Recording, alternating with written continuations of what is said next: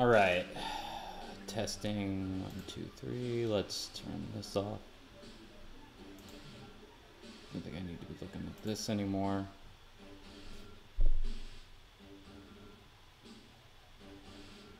And just bring this up. All right, this all looks fine.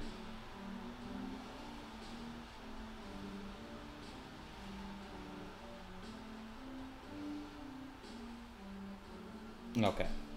I think this is all set. Let me close these out. Let me try and bring up chat here. Just 1 second. Oh, that didn't work. Okay, let's.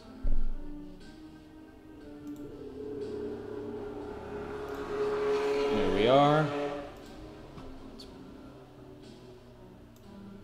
Let's bring chat like right around here in this corner. Yeah, that looks good. Okay. That's where I like you guys. Now I can see when something actually pops up. Let's bring up.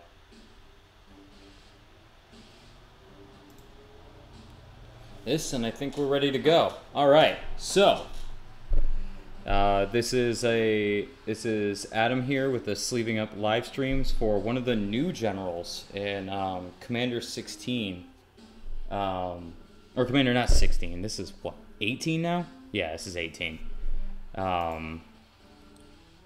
And this is one of those guys that caught my attention really quickly as I played him. So for if for those of you who didn't catch my other live streams, I opened Commander 18 with 3 of my other buddies completely blind. None of us knew what was in there. I didn't even know the names of the generals, let alone anything about them. And we all kind of played the decks directly out of the box. And I gotta get this to show always on top. How do I get that? Damn chat. Oh well. So what we did is we opened it up straight out the box and played them completely blind, just to get a real idea of how the decks were playing, and because I think spoilers are worse for the game. I'm of the opinion nowadays that spoilers aren't as good for the community in the game as we like to think. And I've found Magic is a lot more enjoyable opening up product when you have no idea what's in it. And I plan on doing the same thing with Ravnica. So no spoilers. But we opened these up right out the gate, and I'll probably make a quick little video talking about what I thought of each of the decks soon. But I played the what was the name of the deck? The Is It Artifact one. We all know what it's called. I think it was like Masterful Inventions or some shit. And I got handed that one because it was in colors at least I recognize. I don't play with artifacts all that often, but I figured I'll definitely have fun. I like Saheeli, and I thought I'd give it a shot. So turns out I'm not a big fan of Saheeli, and I'll go over that in more detail later.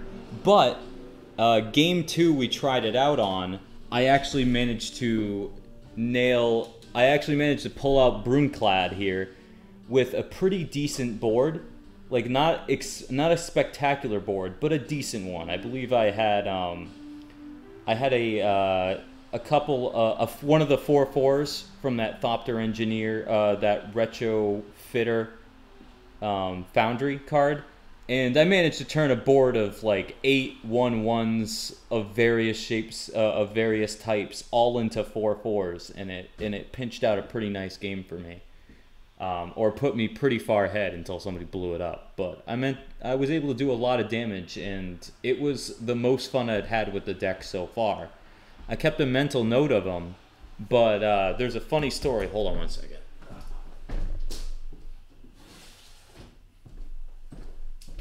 I gotta close that window. People will blaze by here making a whole bunch of noise. But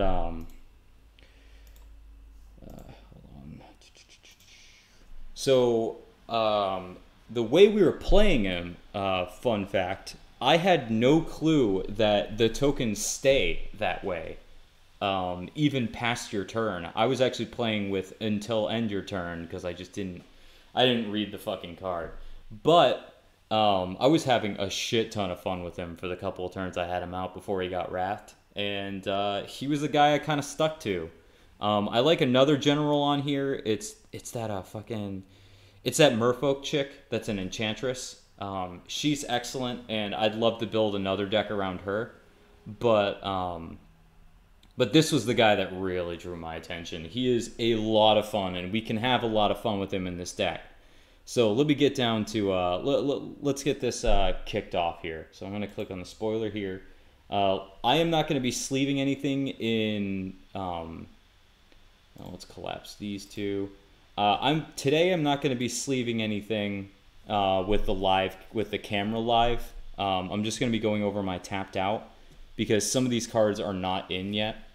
A decent chunk of them I have, as you can see with my order history up here. I'm going to bring that up later and talk about it and show off those cards.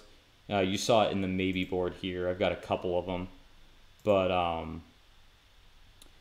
what I'm going to be doing is just going over the tapped out. And I know it says I have 92 main board. I have like 20 cards in my cart, and I haven't figured out exactly what to cut. But I'll still be going over all the cards. I spent way too much time on that little intro image and didn't quite put all of this together, but that's fine. That's why I don't ask for money. That's why I don't beg for anything. What the fuck am I doing here? Oh, I'm looking for type. So we're gonna separate this out by type, and we're gonna start with creatures. And since I can't really make my own piles with the cards, you're just gonna have to deal with the fact that I that I'm gonna be talking about them by type this time. But the general strategy for this deck, and I think there's two different ways of building it. Sleeving up what I know. I I know, Xenicus. If I said that fucking right. I'd love to sleeve it up, but I don't have everything, and I don't have everything together. This was kind of a impulsive thing because I really like this deck, and I just put this shit together like the other day. But I have managed to play it a couple of times with proxies, but I'm gonna wait for the real cards before I start playing with groups of people. Maybe tomorrow. I'll probably throw in some just random cards that worked. But so the main strategy of this deck, right, is let's go over the general real quick. 4-drop or 6-drop 4/4 legendary artifact creature. Creatures you control or creature tokens you control have haste. At the beginning of combat on your turn, you create a 2/1 blue mirror artifact creature token. Then you may choose a token you control. If you do, each other token you control becomes a copy of that token. Not until end of turn. Believe me, that blew my mind when I read it again. I was already happy with them. So, what we're going to be trying to do, as our main strategy is we're going to be using cloning effects that make tokens in both blue and red to bring out one copy of a larger, more impactful creature, and then have all of our smaller tokens, mostly Thopters, and I'll explain why in a second, become copies of that token.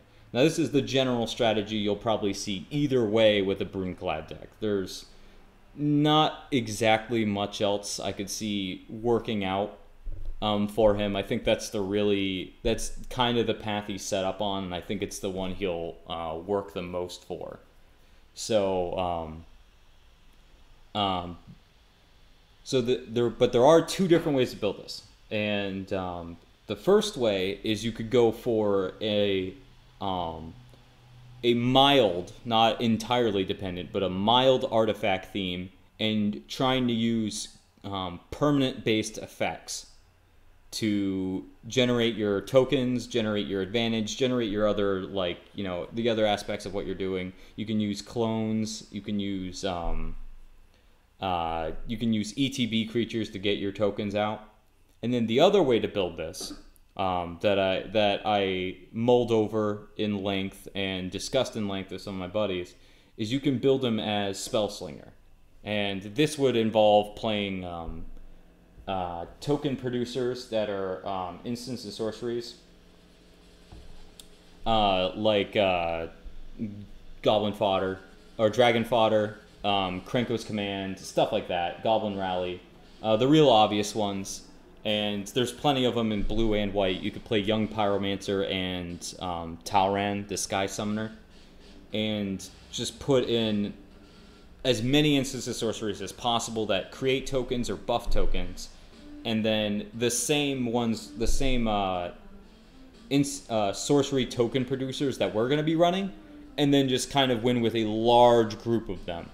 Now, this is a fun way to build them, but I did want to stick away from the instance of sorceries for my own sanity. I've built plenty of decks like that that are very Spellslinger focused, and I wanted to play a little bit more with the artifacts, as you can see here with Chief of the Foundry and Ethereum Sculptor and Foundry Inspector. Oh, and the Goblin Welder. See, there's a lot of them here, and I think it's maybe a tad less powerful than just throwing out instances of sorceries and just bursting your all your opponents to death. But I think it's a lot more strong for living out rafts or disruption and other stuff like that. So I think I prefer my style of deck, but there are two different versions, and I think the Spellslinger one is just as viable, if not probably more competitive, but more of a glass cannon. It's kind of up to you. I'm not going to be building the Spellslinger version, but what I just gave you was a pretty good synopsis of what you'd be putting in there. A couple of the cards from this deck, this version, and then just add all the instants of sorceries that are relevant you can. Play a couple of other, like, instant sorcery base effects, and you'll have your opponents dead pretty quickly as soon as you resolve Brudiclad and get to your combat phase. Luckily, we have a general that doesn't need to survive until the next turn to have an impact. He actually only needs to survive till the beginning of combat. And he doesn't have to attack to do it. So he's not a perfectly safe general, but he's a relatively safe one. When you compare him, he's a comparatively safe one to like other ones, like planeswalkers and stuff like that. That can just, the planeswalkers in this deck that are pretty much dead after their first plus, or other generals that need to tap to do their effects. This guy only needs to make it that far, and it's pretty easy to get there, especially when your opponents are going to expect you to go there, and you can just keep building up, or you can do other things. That's why I like the permanent based ones, because you don't necessarily have to keep throwing your hand at the board. You can play back and just use what you have, because you're not just going all in on Brudiclad. So let's start with the, like I said, creatures, and I'll kind of give you an idea of like each kind of category of. I'd probably split this deck up into three things: artifact matters,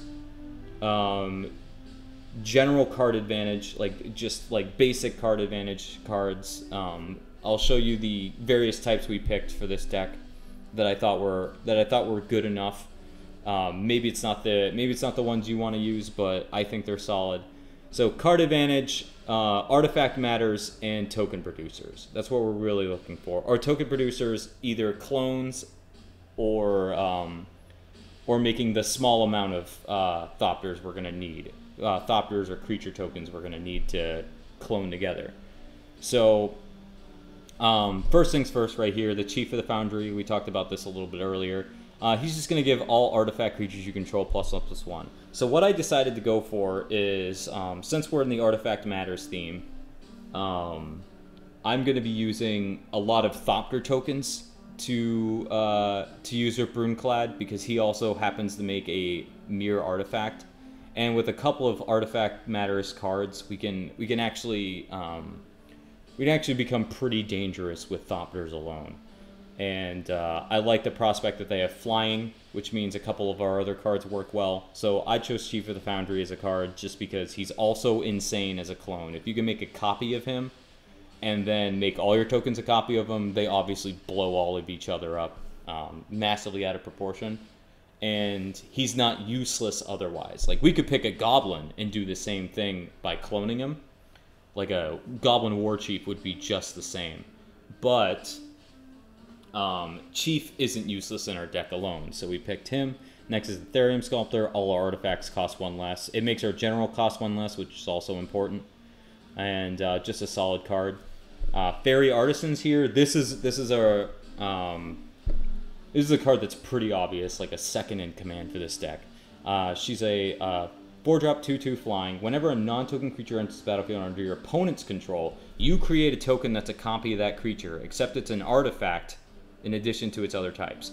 Then exile all their tokens created with it. So what we're going to be doing is we can now start stealing our creatures, our opponent's creatures, and even if they pick one that's kind of mediocre, it basically means they can't tap out to play 1 large creature, or else we're going to get a copy of it, and we're going to make 100 of them. Now, it's not great that it's that if they play legendary creatures, we can't make clones of them, but it's still nice. This card is incredibly powerful just on its own, and we're going to be snagging all of our opponent's ETBs. The only problem is that if they play another one, they're going to exile that token. So if you were hoping to get somebody to the left or right of you, right next to you, who's next in turn, if you're hoping to get that token, chances are you're not going to be able to get it. You're going to get the last person before you. And he may not play something sweet, but again, it's a free token, and almost anything is better than picking just a 2/1 mirror. You're going to get another copy of it that doesn't exile. So it's a pretty sweet card.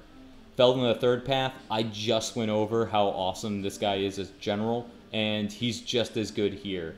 Bringing back any of the creatures I just mentioned and making clones of them, we're 3 in already, and any of these guys would be pretty awesome to make a token of, and then make all our creatures, all our tokens, a copy of that guy.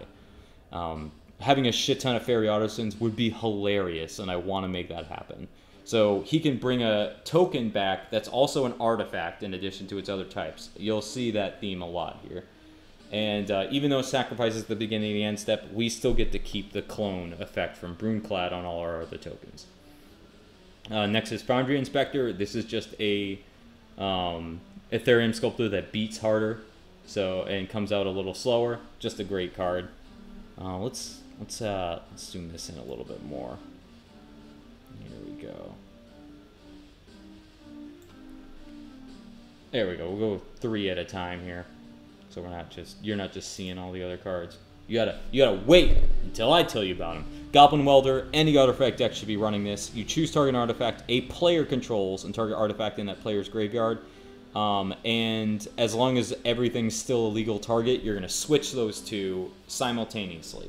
It's a weird bunch of text, but it essentially makes an opponent sacrifice a artifact and reanimate another one against their will, either your own or your opponent's. It's really funny sacking a Soul Ring to something else dumb in their graveyard that they needed. Like, they play a Gilded Lotus and you switch it out with some kind of basic fucking creature. But in our deck, it has a lot more application. We can use it to just sacrifice, say something like a Therium Sculptor and get back a Mirror Battlesphere or a Wormcoil Engine or something else ridiculous. It's a lot of fun to use, and it allows us to get back our artifacts in a repeatable way. Plus, if we manage to make making copies of them isn't great, but having multiple copies of them is actually excellent, because we can pick the same 2 artifacts and swap them back and forth over and over. A Wormcoil Engine and a Mirror Battlesteel on the battlefield with multiple copies of Goblin Welder means we get to abuse both of those effects over and over. I'm waving my hands, you guys can't see it. But you can keep tapping them over and over to keep swapping those 2 in and out. And as the Wormcoil dies, you get 2 tokens, and as the Mirror enters, you get 4. So you just keep going back and forth, and it's great. So Goblin Welder's a lot of fun. I just thought of that, and I'm sure it's an excellent thing to pull off in real life. Next, we have Hangerback Walker here. XX enters with X counters, and when it dies, you create X Thopters, and you can keep putting +1/+1 counters on it. Just a solid card to have. It's a little bit like Chasm Skulker, where you just get a bunch of counters on it, and it kind of really doesn't make somebody want to Wrath you, especially since you can just play Brudiclad and pick something else you might have, and just go off after a Wrath. Wrath Recovery is pretty important in here, so Hangerback is a great card. Not to mention things like Goblin Welder can make us sacrifice at instant speed if we need to. And there's a couple of other ways to do that, so it's a lot of fun. It doesn't work well in copies, but it just fits the theme so well, I like it. Next we have Kiki Jiki. The Mirror Breaker. He just makes a copy of any non-legendary creature you control, and that token has haste, sacrifice it. You guys know what he does. And he's great for setting off Brudiclad on whatever we want. Next, so here's where you're going to start seeing why I chose Thopters. Cards like Maverick Thopterist, which is a 5-drop 2/2 with Improvise. You can make it cost less for each artifact you already control. It's basically like Convoke if you guys haven't played with that yet. But it enters and creates 2 colorless Thopters. The cool part about this deck is, unlike a Swarm token deck, where you would need probably something around, like, let's say 30 tokens to really go off, you know, to really kill people. Maybe not 30. Well, let's say you need like 10 to 20 to kill people in other artifact or other token decks, quote unquote. In this one, even just playing Maverick Thopterist and getting just the 2 Thopter tokens. Let me check on something real quick. Okay, cool. I always get nervous it's not working. Even when they enter, you can create 2 copies of, say, something like, well, Mere Battleseer isn't that great. He just creates tokens. But we can make, you know, multiple copies of, like, Fairy Artisan. And even then, we're just in a great position. You only really need a couple of tokens to make Brudiclad a powerful card. So it means that, like, our little token producers are just as important as, say, something like, you know, we don't have to play a billion of them to win. So it's very, like I said, wrath resistant compared to the Spellslinger version, which may be left in the dust from an explosion like that. Next we have Mere Battleseer here. This guy's just awesome. He's a 7-drop 4/7 that enters and gets you a whole bunch of mirrors. And then you can give him more power and deal damage to the player planeswalker it's attacking by tapping any number of untapped mirror you control. Obviously, this is awesome. If you have a whole bunch of other tokens and you turn them all into mirrors, you can use Mirror Battlesuit to just zap people out of the air. You know, it'll probably only be in, like, the 10s range, but 10 damage is quite a bit, and then they've got, you know, 14 coming at you. So this is a very decent card. It's great to bring back. It's just an all-around solid card for the deck. Phyrexian Metamorph, we can clone any artifact we already have in the deck, which we have, like, I think 19 already, and we have more to come up here. But it can also copy any creature, which is really important if we need to steal someone else's creature. And then if we make a clone of it in some other way, it gives us a way to use copy your own creatures and steal them from our opponents. Which is really great with Metamorph. It's just an all-around useful card. Next is Pia Nalar. Like I said, we like the ETB creative Thopter Artificer creatures they've been printing a lot of lately, because they give us just enough to get us started off. Even getting 2 Thopters is really enough to start going. And plus, they often come with other extra abilities that help out.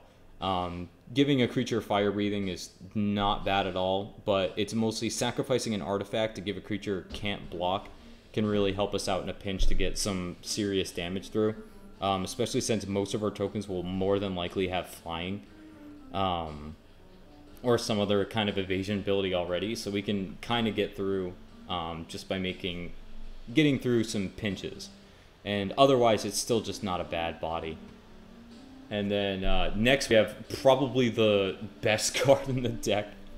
My favorite is Sharding Sphinx in this deck. 6-drop 4/4 flying. Whenever an artifact creature at all deals combat damage to a player, you create a 1/1 blue Thopter. So you kind of get Thopters for using Thopters. Creating a bunch of tokens of this creature is fucking hilarious. In testing, I did it the other night where I managed to get 6 of them, swing, and get 36 tokens.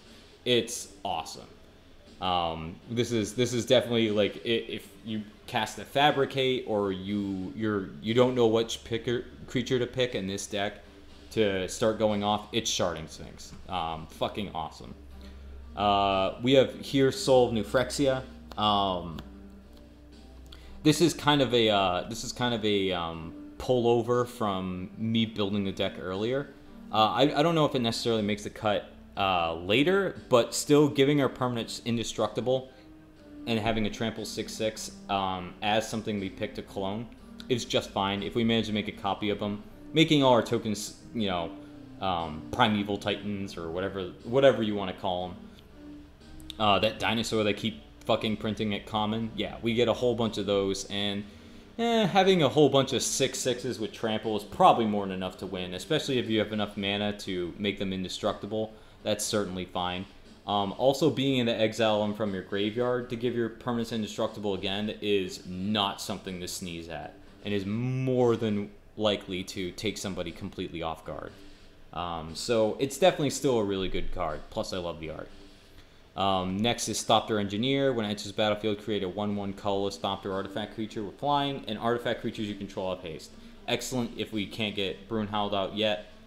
We're still basically going to have global haste for all our creatures, which is a lot of fun. Next here we have another clone, but one of the ones that's most likely to stay in no matter what. I'd say this is almost a staple. You get a clone at 2, and then for 5 you can embalm it, which has it enter again. If it was embalmed, it has no mana cost, it's white, and it's a zombie, but it's a token when it comes back from embalm, which means you don't even have to set up everything else. It sets itself up to make a clone and a copy of Brunhald, so your opponents might actually not want to kill this because it'll line you up to make anything you want and a billion of them. So this card is awesome. And then next is Whirler Rogue.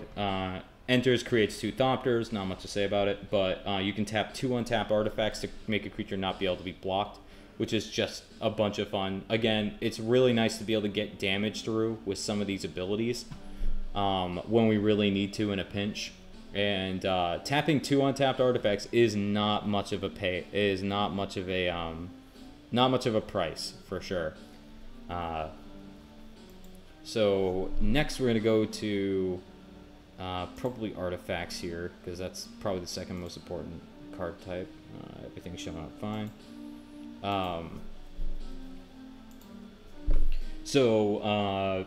First on the list, we got Ashen's Altar. We're going to be sacrificing a creature to add 2 colors to our mana pool. Just excellent with a whole bunch of tokens. All our Thopters ramp us up to Brudiclad if we just got to sacrifice one of them. It's really hard not to get to him the next turn if we need to. And if we really want to just go off with whatever the hell we have. This card is just excellent, especially in any token deck, let alone here. Biden Athasa. So my draw strategy here is to play a couple of effects that act a lot like Biden Athasa. We also have Coastal Piracy and Thopter Pie Network, and a couple of other cute draw spells, but I really like playing these in a deck like this because it makes all of our Thopters worth our time, even if they're just poking somebody for 1 and we're drawing a card. Not to mention tapping all creatures, making all creatures our opponents control attack this turn if able is nothing to sneeze at, especially when it's kind of incidentally on the ability of the card. People will forget about it, and it's a really powerful, it's a really powerful ability if you're just looking to put somebody in a position to get themselves killed. Commander Sphere, just draws a card and it can sacrifice itself to draw a card, just solid. I like playing Dreamstone, Hedron Archive, and Mindstone in a deck like this because if we play one of our various cards that copy artifacts, worst case scenario, we can pick one of these and just draw a bunch of cards. So I like my mana rocks to give me cards as well. Ignore this Gilded Lotus. That's also here because I just like this card. This deck needs a little bit of ramp. We're capable of drawing quite a bit of cards, so it's nice to be able to play all of them in rapid succession. Plus, since our general gives our tokens haste, having a turn where we're able to cast a lot of spells, like a token producer and then our general in the same turn, is way more important than some other decks. It's not like we're just puking it all on the battlefield and hoping it all makes it around. Pretty much once we start, if we manage to get out a token producer and our general in the same turn, it means we can at least start to go with whatever else we're doing. And so ramp is pretty important here. Eldrazi Monument is a 5-drop artifact. This card's awesome. Creatures you control get +1/+1 at flying and indestructible. Again, really important when cards live by Nathasa. Once all our creatures have flying and blocking them doesn't really do anything, it gets really annoying. And at the beginning of your upkeep, you have to sacrifice a creature. Really easy. A lot of our artificers are pretty useless bodies once the deck starts rolling, and so we have more than enough creatures that we don't care about sacrificing, while our tokens get in for a lot of damage, and chances are they're at least 5/5s. With flying and indestructible, we're drawing a bunch of cards. It's a whole bunch of fun. So Eldrazi Monument is a great card in a deck like this. Again, Hedron Archive, Izzet Signet, some more ramp spells. Inspiring Statuary is basically a ramp spell. Narn Artifact spells you control have Improvise. I'm testing this one. It's a little strange. There's a couple of X spells in the deck, which make it a lot more appealing. You may want to add something like a Mind Spring if you're going to run this card as well. I may look into adding just that card because this deck does have a lot of ramp too. So if you want your X spells, it's better to probably make them or if you want your draw spells, make them X spells in a deck like this. Especially since there's already a Mind Stone down here too. We're more than capable of making a lot of mana. And Inspiring Statuary makes draw spells like that completely fucking insane. But there's 2 cards that we play in this deck that make this really shine. It doesn't help us cast our general, and that's probably the biggest beef against it. If you find yourself having too much mana and it's not working too well, or you didn't like the X spells, feel free to cut this card. Lightning Greaves, staple. I'm not even going to go over this card ever again. Yeah, everybody knows it. Mimic Vat. So, you may not know this card, but it knows you. Mimic Vat is a 3-drop imprint. Whenever a non-token creature dies, you may exile that card. If you do, return each other card, exile it to its owner's graveyard. So you can only have one at a time, unless you really fuck around with the stack. So only having one at a time. You can pay 3 after that to create a token that's a copy of that card. It has haste. A lot of the cards we're going to be using give them haste and they die at the end of turn. We don't care about that because we're just looking to get the copy of the token so that we can spread it out amongst all of our tokens. This is excellent. Again, it's almost like Fairy Artisan where we get to start stealing whatever we want, but we also get to choose what we steal and we can keep it. So once somebody plays that Grave Titan and we start turning all our tokens into Grave Titan, they're in some serious fucking trouble. And so this card can really make some absurd plays. Next is Mirror Works. Whenever another non-token artifact, so whenever any of these cards we just went over enter the battlefield, we can make a copy of it. Fun fact, if you know somebody's gear in the Wrath, or if you just aren't quite ready to go off, you can turn all your creatures into the token artifact that you make as well. Brunhall doesn't only copy creatures, so you can definitely save yourself from Wraths, or you can do some seriously broken stuff. I'm sure having a million Mimic Vats is really fucking fun. Or something like Dreamstone Hedron, where you can just start sacking them and drawing a bunch of cards. You could have a billion Eldrazi Monuments and never draw or never have a creature again because you have to sacrifice all of them. But there's a lot of these worth copying, especially things like Skull Clamp. Now it's pay 2, draw 4 instead of pay 1 to draw 2. All of our tokens that we make are Thopters as well with Skull Clamp. So it's really easy to draw cards off this. It's not like other token decks where maybe they've gotten too big now and it's not really worth it. Skull Clamp makes it almost always worth it. This card is new, Retrofitter Foundry. It's from the Artifact deck.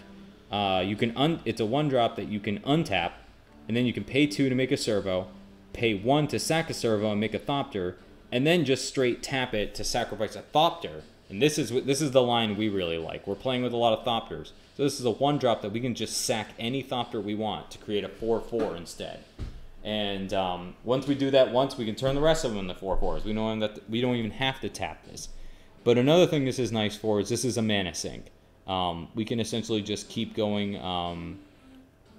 We can pay 5 to get a 1/1 as many times as we want. We can pay 6, 3, 2, and then 1 here to get any amount of Thopters we want. And then we can pay, or we can pay 6 and sack said Thopter to, oh no, that would be 3. Oh, my bad. My math is bad. So it'd be 5, and then it could be 5, 2, and then another 3. So 9 to create a Thopter. Okay, so this isn't fantastic to keep going, but even if you just manage to make 5, it's a pretty fun card.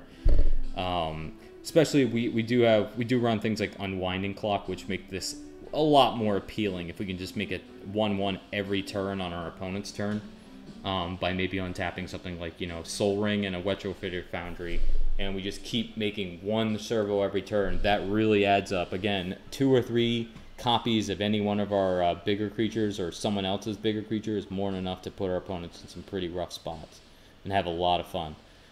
Soul Ring, just great. 3/9 ammo, just great. Unwinding Clock untaps all artifacts you control during each other player's untap step. You know, just a great card. All of these work, and a lot of our creatures work as well.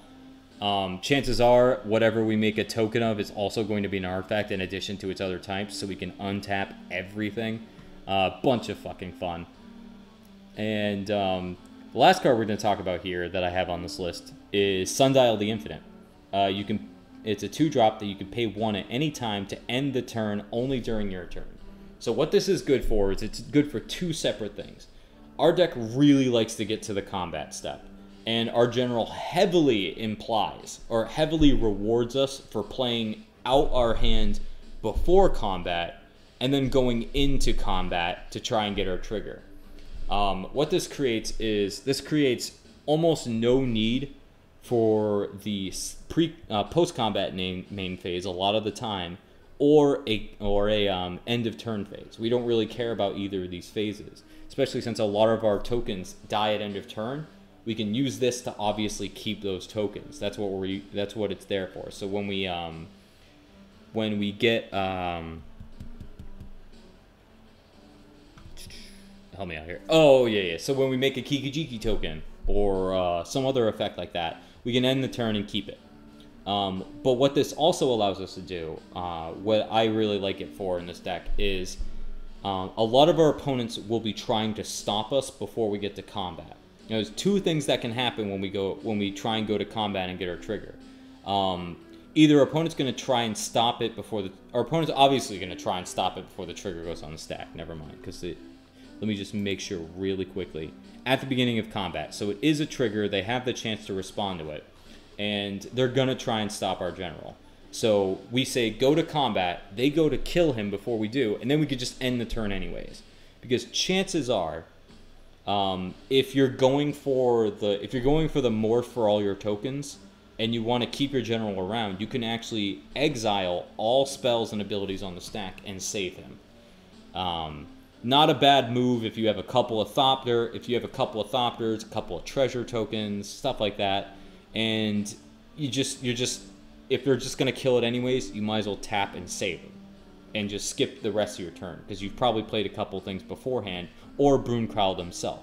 If you save open 1 after casting him, you can easily keep him from dying needlessly, which I really like about it because again, our timing is very pre-combat anyways. So it's not like you skipped your own turn, really. You only skipped your second main phase, which chances are you didn't really need. So I think that's really cool tech in this deck, where essentially we can kind of use it as almost a counter spell. But it's mostly to keep our tokens around. Definitely don't think it's too much more than that, but I found an extra use for it. You're going to really like him with things like Feldon and stuff, or Kikijiki. Well, you just get to keep that shit, because at the end of right before your end step, just tap it. Boom. And we don't have too much else here. I don't think we have a lot of enchantments. Yeah, we only have 6 here. But we're going to go over them. Does this play a sound? when I get a chat? I wish it did. So, like I said, effects like this, Coastal Piracy, whenever a creature you control deals combat damage to opponent, you may draw a card. Boom. You can draw a lot of cards with a lot of Thopters in this deck. So this card is excellent, especially if you have like a little swarm going. And you can just turn them all Thopters. They all have flying now. You pick on one person and just draw a handful of new cards. Bunch of fun. Efficient construction, pretty easy to explain. Just a 4-drop enchantment. Whenever you cast any one of these artifact spells, especially the rocks, you're just gonna be getting another Thopter, which is more than helpful enough. Elemental Mastery. This card is seriously fun. It's a little, it got a little jump in price, which I'm surprised by. But what it does is it enchanted creature gets put X elemental tokens in the haste in the play, so you do this before combat, and then you can turn all of your creatures into a copy of anything else. Now they all just have haste and remove them in a turn. Maybe the creature you enchanted. It's a little risky, but if you put it on a token of a creature you didn't care anyways, and they don't have the immediate removal for it, you can easily make probably like 3 or 4, or let's be like, you know, let's say you have a Soul of New Phyrexia, you can make 6 copies of Soul of New Phyrexia by just tapping it. They have haste and remove them end to turn. If you manage to keep them all, it's ridiculous. So this card's awesome for this deck. This is probably this. I said Fairy Artisan is really good. Flame Shadow Conjuring is the second in command for this deck. Whenever any non-token creature enters the battlefield under control, you may pay red. If you do, you create a copy of it. That token has haste, exile at the beginning of the next end step. You're gonna be exile at the beginning of the next end step. There it is again.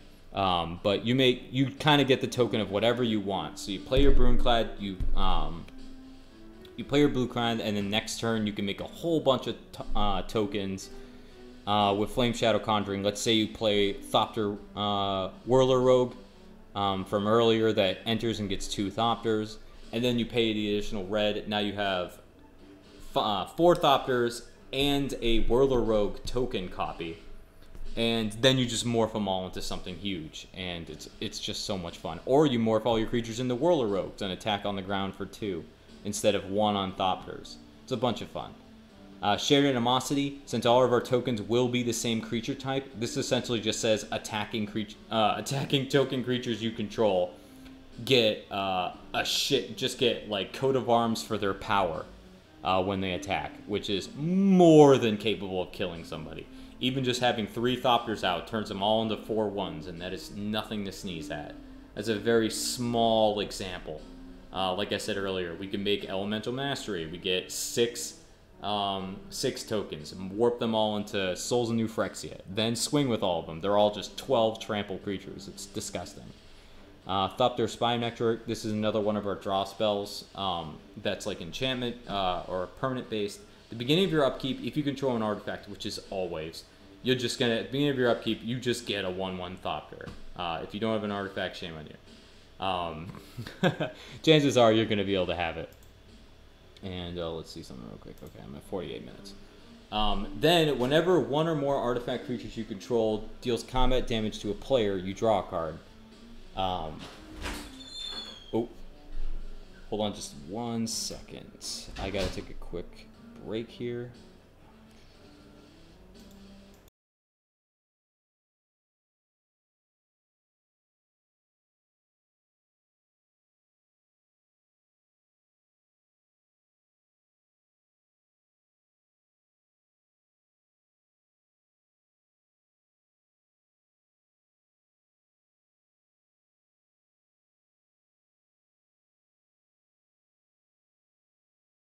Yeah, that's fine.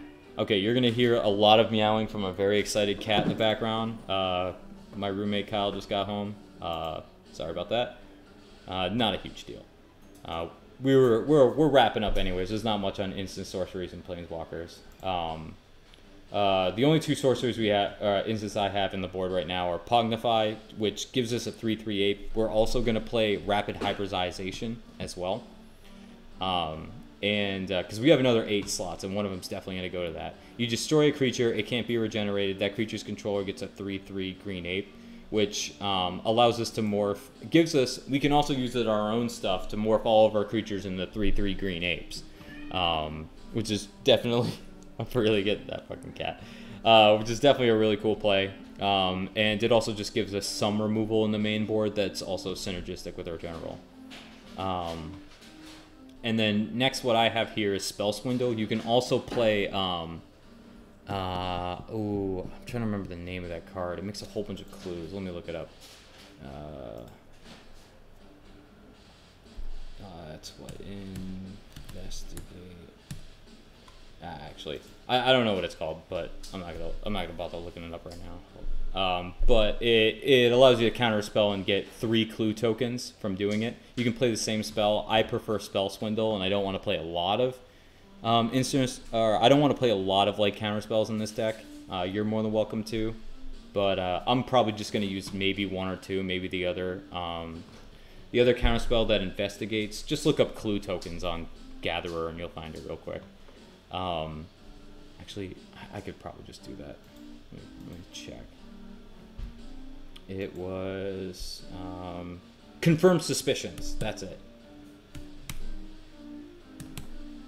Yeah, this is the other one you could easily play. I opted not to, but this card is just fine. You guys can see it there. It's going to give you 3 clue tokens. You can draw a couple extra cards off of it. Again, these are really cool counter spells because they're 5 drops. And they're worth playing because our general likes being cast the next turn after it. And then you can turn either all of these treasure tokens you get from the amount the spell's converted mana cost into whatever artifact you want. Or you could turn all of your tokens into more clues and just have a shit ton of mana, which is absolutely hilarious. Or you can make them all clues as well and just draw a bunch of cards. So there's a lot of ways you can go with that. But countering a spell and getting yourself any amount of tokens is really solid for the next turn, and they're 5 drops, so they just curve right into our general to start going. Then for sorceries, these are the ones probably worth talking about. Then we got a couple of planeswalkers, and we're going to be all set for what I have here. I'm going to close down the, because I got some personal information in my order history, but I'll go through the cards on there real quickly, the ones worth mentioning. There's a couple of other token producers you can use in here, but I'll go over it later. Fabricate lets you search for any artifact in your library, put it in your hand. Hour of Eternity. It's an XX and 3 blue, and you can exile X target creature cards from your graveyard. So probably a whole bunch of tokens. A whole bunch of like the artificers that create other Thopters and stuff. But for each one exiled this way, you create a token that's a copy of that card, except for it's a 4/4 black zombie. So this just gives you a massive amount of tokens in this deck, especially when you start adding all the other. ETB gives you a Thopters. And it also allows you to pay 5 and just reanimate the one creature you want, like your Mirror Battlesphere that died, or maybe your Wormcoil Engine if you have one.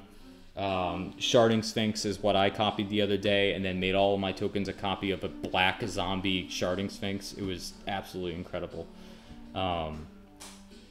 This is actually really good in this deck. It also gives us access to Reanimator, which we don't have in these colors. So for blue, it's a lot of fun, and this is pretty much the only deck that ever runs this card, so I'm really happy to find one that uses it. Speaking of another card nobody fucking runs but this deck, Indomitable Creativity. You destroy X target artifacts, creatures, artifacts and or creatures. For each permanent destroyed this way, its controller reveals the top card of his or her library until they get another artifact or creature card and exiles that card. And then all the players at once that had a permanent blown up puts all those exiled cards onto the battlefield and shuffles their libraries. Oh, this card's so much fucking fun. You can just pick off like one Artificer that entered with 3 of them, and you're basically just a weird version of Genesis waving a whole bunch of shit onto the battlefield that has absolutely no reason to be there, especially for the small amount of mana you have. It also gives us some removal. Another like Pognify, our removal definitely plays well with what our deck is doing, and also gives us some way of getting rid of like something like an Elesh Norn. It's a little bit like Chaos Warp, except we can also use it on our own stuff at the same time, and just as fun. Pirate's Pillage. This is a Tormenting Voice stapled onto getting 2 treasures. Like I've said about in other decks, Pirate's Pillage allows us to get to 6 or 7 really quickly, because the 2 treasures just accelerate our mana for the next turn, and chances are even if we don't have a land, we can cast Brunhilde our next turn and hold open mana for something else. And the treasures in this deck can turn into something else. So even though I love this card and we'll put it in almost every deck with red until I die, it also just helps out so much getting the 2 treasures, along with making along with being a Tormenting Voice, which is just a fine card anyways. Reverse Engineer. This is just a burst draw, 3 cards, but we can make it cost 2 by improvising. Really solid. Rite of Replication. We can make a token of any creature on the battlefield, and then we can kick it and make even more tokens. If we pick our own Whirler Rogue, we can make a shit ton of tokens. Whirler Rogue or Pian Clan Nalar or Maverick Thopterist. And we just get a boatload of tokens. We turn them all into something we already have and just explode at somebody. make them all the same copy and go into it. Same reason here. Saheeli's Artistry gives us a token of target artifact and a token of target creature, but it's an artifact in addition to its other types. Again, we get a lot of effects like that, where it's also going to be an artifact, which is why I kind of went for the Artifact Matters theme. We've already gone over so many of them that make a copy, except they're an artifact in addition to their other types. So it's a really solid thing to look out for. And this allows us to pick any artifact and any creature, so we can make whatever the fuck we want out of it. Unfortunately, if we make a token of an artifact we want, and then we make a token of a creature we want, I believe, let me check real quick, each of the tokens, so if we want to change all our tokens, unfortunately, Saheeli's Artistry just kind of becomes, if we immediately Brunhilde after, we kind of have to make both of them the same thing. So this might as well read with Brunhilde out, make 2 copies of any target creature and or artifact on the battlefield. Still really relevant, even if we don't have Brunhilde. We can, it's a solid card anyways. But even if it just reads make 2, it's a cheap Rite of Replication that's just kicker 2. We'll just call it that. Tempter Reflections. Tempting Offer, which is a little weird. We choose target creature we control, and then put a token on the battlefield that's a copy of that creature. Each opponent may also copy that creature, which is almost never good for them, because for every one they try, for each person that also gets tempted to make their own token, we get another one, which, depending on what we pick, chances are very, very slim whatever we just picked is better for them than it is for us, because we're going to have way more of them afterwards. Especially if we pick our own token producer, and they only get the, like, Thopter and a couple, like, in a 2/2 body, and then we just morph whatever we just got a shit ton of into, like, something way better. Chances are this is pretty much just going off. Tempter Reflections is just happening to just make a token of any creature we control. Think of it, it's probably just going to be Rite of Replication for one of our creatures, which is just fine. Getting tokens is kind of hard. They'll probably print more cards that help us out, but we've got a couple of other ones that are in my order here that also allow us to make more tokens. So if this seems small, there's more to go. And then I put in a couple of Planeswalkers. I like Flame Caller, it gives us 2 tokens. I also like the access to discarding our whole hand and drawing that many +1. It's really great to get us out of a tight spot when we're just sandbagging lands in our hands or something. You know, if you have a Flame Caller in hand, it's just like when she was in Standard, it's worth holding on to a couple of lands and just pitching them instead. Chances are you'll draw more. And just really excellent making the 2 elementals whenever we want. Plus, making a 3/1 elemental isn't a bad thing to copy, because exile them at the beginning of the next end step isn't a part of the token's abilities, so you get to keep them all as 3/1s. Keep that in mind. Anything we are copying here will not keep these triggered abilities that exile them. Next is Saheeli Rai. She gets to scry and zap each opponent, which is solid, but what we really want her for is she makes a copy of target artifact or creature, gives it haste, exile it. We get to copy any artifact or creature we have. And that can, and since it's a free ability, we can use it the same turn with Brunhilde to really go off. I put Saheeli the Gifted in this deck as well, just because it's still really solid. You still create a 1/1 every turn, 1/1 servo, and getting affinity for any spell you cast next is not something to sneeze at. And you can also, if you manage to get her to her final, which I doubt will happen because people will be terrified of it. She also has a final, but it's not really important. But her -7 here could be important. We're going to get a token of each artifact we control, which chances are whatever creature we made is an artifact. That's why we're playing that kind of theme here.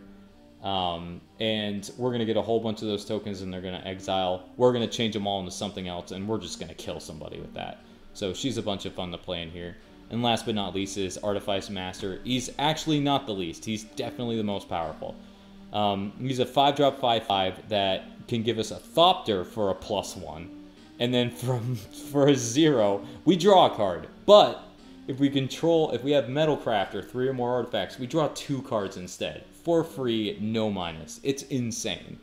His final is probably not going off, but it's a -9 where we get an emblem where we just grab permanents out of our decks every end step.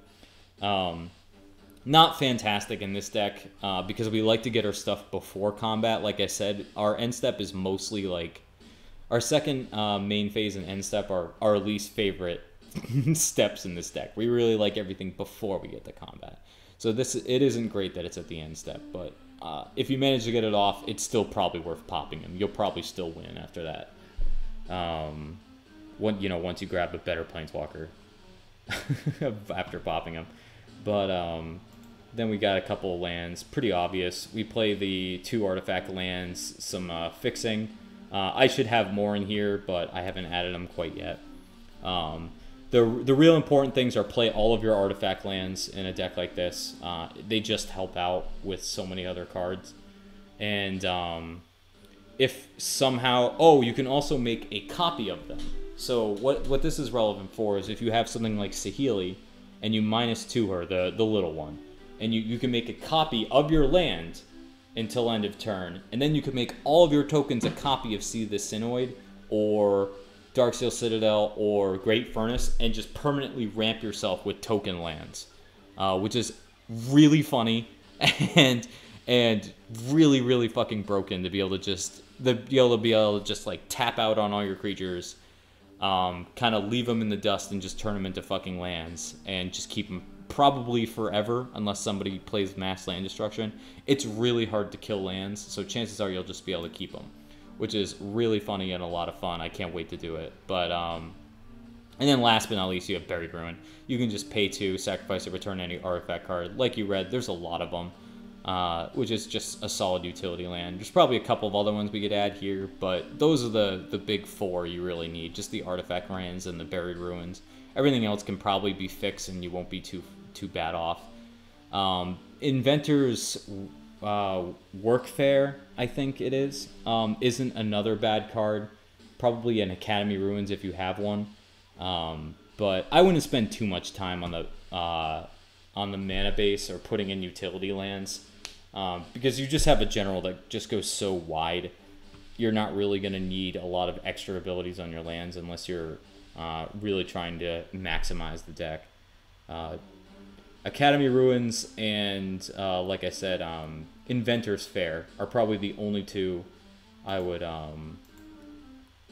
suggest maybe keeping. We've got, let me just show you Inventor's Fair. This one isn't $30, so you could actually find yourself using it. Here it is. At the beginning of your upkeep, if you control 3 or more artifacts, you gain 1 life. It's a legendary land here. You can add 1 colorless, or you can pay 4 and search your library, sacrifice it, search your library for an artifact card, and put it in your hand. This isn't bad to have. It's only like $5, so I would add this as well. I don't have an extra one lying around, so I didn't have it on my list, but It's a solid card. I would definitely keep it. Gaining 1 life is just fine, and if you need to sack it, it's there. Otherwise, the rest of it can just be fixed, and you'll be just fine. You're not gonna miss out too much. And so, last but not least, let's switch this over real quick. Let's. No, wait. Okay, this should be. Oh, okay. So we're gonna turn that off. And let me set this up real quick. Just talk about the last couple of cards here. I just don't want to accidentally give out my address or anything. So we're going to...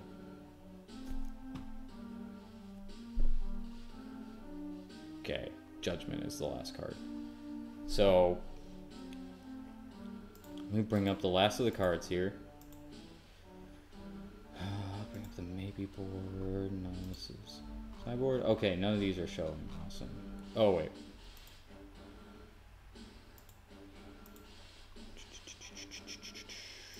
Just one moment. Can we turn off any? Okay. Okay, so the one card I don't have on my order history right now is Heat Shimmer here. This is just like a lot of the other effects we have. It's basically you Kiki-Jiki any creature you control. Put a token that's played in a copy of the creature as haste and remove this permanent from the game. Helps us go off real quickly. You can pick any creature, which is actually really relevant.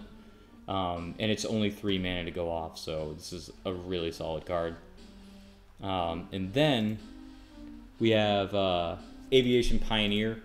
I just put this in here. It just makes you a Thopter when it ETBs. This is something you could cut, but I like the Thopter theme. If you play like one of the Goblin token ETB creatures over it, I wouldn't blame you. But for here, I'm running this as well.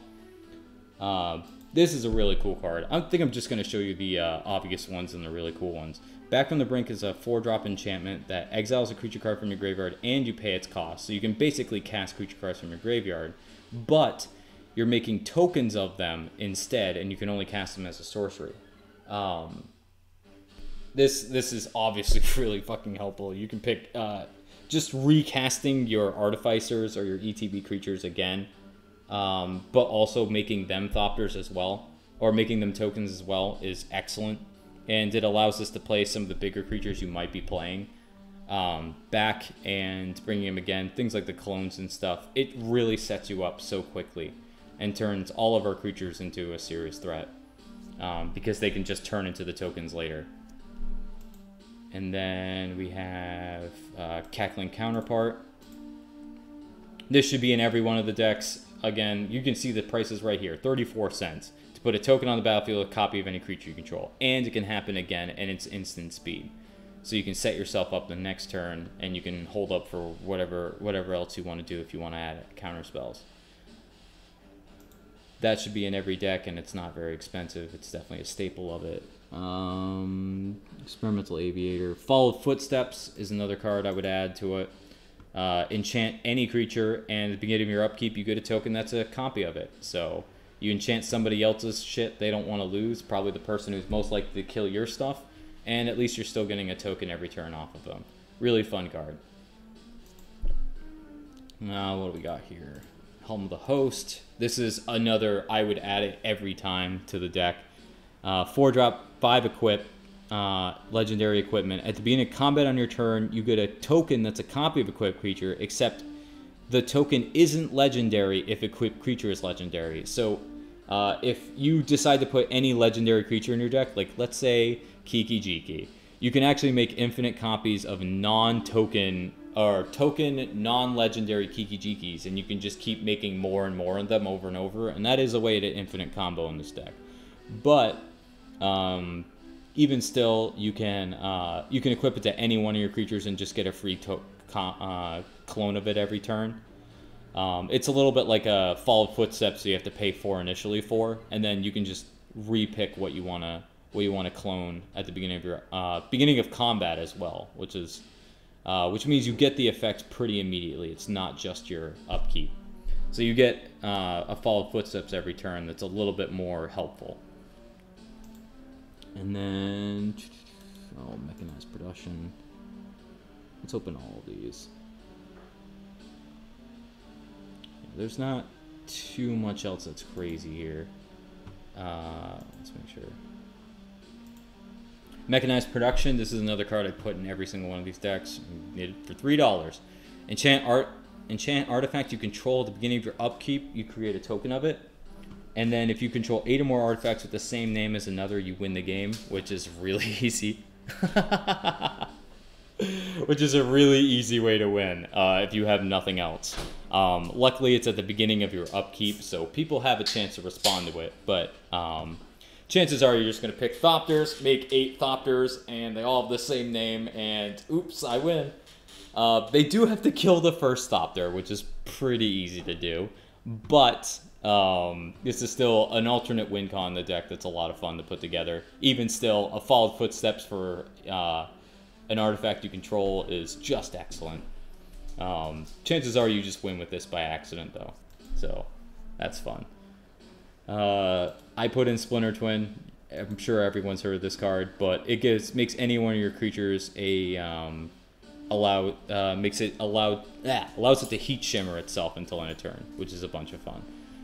And it's only $4 right now. Holy shit. Oh, heavily played. But I'm probably trying to fit this in here. I think it's the best version of that effect, mostly because it's repeatable and the token has haste. Even if it exiles at the beginning of the next end step, it allows us to recover, or it doesn't allow us to pick a new guy, but we can keep making copies of something like Mirror Battlesphere over and over, and just being able to do it over and over is really funny. What's the last here? Let me pick. P and Karen the Lar is another ETB that gives us 2 Thopters, and even though she's legendary, it's still worth playing. Jehora's Familiar is a little bit like Foundry Inspector, where artifacts, legendaries, and sagas are historic and they cost 1 less to cast. We can play a couple of Planeswalkers, so that's definitely not a bad effect either. Casting Saheeli for just 2 mana and then using her second ability to create a token is... I didn't think of that, and that's awesome. What's the last thing?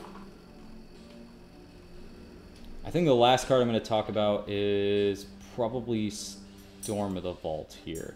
The rest of these are pretty self-explanatory. Mistra's Self-Replicator allows you to, every time you cast an artifact spell, keep making copies of itself, and then you turn all your tokens, once you're ready, into copies of Mitra's Self-Replicator. You turn them all into something else, and it just kind of allows you to play a whole bunch of artifacts and make a whole bunch of tokens off of them. Jahora Weatherlight Captain allows you to draw a spell for each legendary creature, or legendary permanent and or artifact you play, which we can draw a lot of cards off that.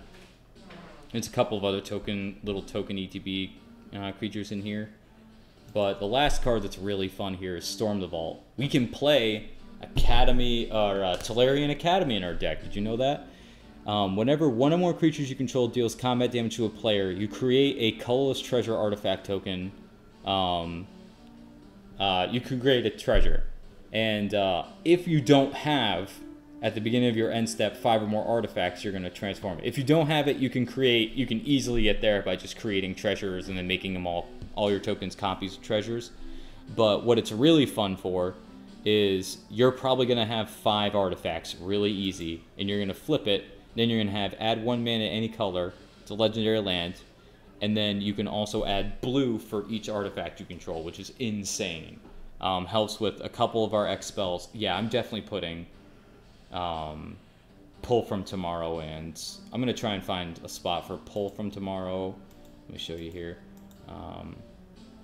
And probably Mind Spraying or Brain Geyser or any draw spell, Blue Sun Zenith, because you can make a lot of mana in here. Those cards should probably be in here somewhere. But you can essentially play a Tolarian Academy for 4 mana in this deck, which is insane. Plus, if you don't have it, you can get there pretty easy. You can keep making treasures with your own creatures. And that about wraps us up. Mirror Pool is the only other utility land I forgot about. It allows you to copy an instant or sorcery you control, which making a copy of another instant or sorcery copy card is really nice. and we can also just straight up make a copy of any token we control by paying 5 and tapping it. And since we play, since you'll probably be playing a lot of colorless lands along with this as utility, and a couple of other here and like a couple other cards here and there, you'll probably be able to tap for colorless. All the mana rocks also help with that, so this isn't necessarily a problem having these requirements. And that about wraps up Brudiclad, the Telchor Engineer. I think the deck's going to be a lot of fun. I have a little bit more to play here to see if he's like someone I'm going to keep forever. But even this deck I just showed you is probably only somewhere in the $200 range. And I think it's, from what I've played so far, it's a lot of fucking fun. And I'm real excited to have him put all together with all of my other cards I've ordered and play it the way it's supposed to be played with all the new cards. But it could use a little fine-tuning. Maybe I'll come back to this again once I've really built the deck. But this is where I'd start with Brudiclad, the Telchor Engineer. And I hope this was helpful for anyone who wants to build this guy. I think he was the most interesting of all the generals that came out, for sure. It's a really fucking unique ability that they've never done anything close to before. And I think it'd be a shame if people never really tried him out. I think he's really good. He's a lot of fun, and making 1 billion of any creature you want is just a pipe dream for me, anyways. So I was very drawn to him. So I hope you guys really like this, and I hope some people watch this and build this deck, because I'll be trying it right along with you guys. If you guys have any comments and thought of any cards that I completely missed, because chances are I missed some. I think I came up with a couple while we were talking here. So if you guys come up with anything, leave it in the comments. And I'll probably try and do a deck tech on 3 other generals from the set. I'll go over Lord Windgrace, the Esper Planeswalker, and probably that Enchantress Merfolk. And I'll give you guys an idea of what I would, how I would build those generals, and I'll try and get it out soon. I know I've been off the grid for a little bit, but that's because I thought you assholes would spoil shit for me. So I waited a couple weeks before I started up again. And hope you guys enjoyed, and I'll catch you next time. Thank you.